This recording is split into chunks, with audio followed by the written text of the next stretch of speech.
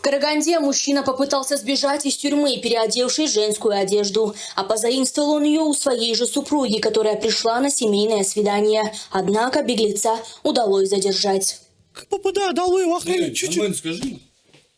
Тот придурок из КПП чуть ли не узнал меня. Я подумал, что все, попался, но пронесло. Хотел сходить на концерт Богдана Октября. Никогда в жизни не видел его вживую. Думал, схожу на концерт, поплачу, послушаю музыку, потанцую. Такой артист ведь не каждый день приезжает в наш город. Кажется, мне нужно переводиться в другую тюрьму после этого образа.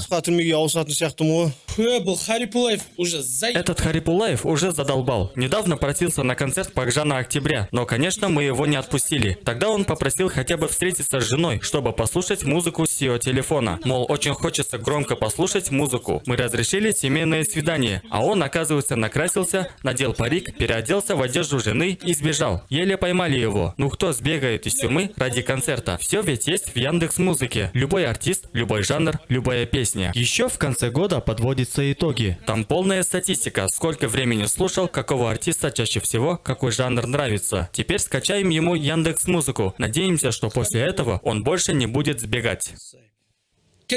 Марина Музыкантова, Ирина Интриганова. Телеканал ПТК.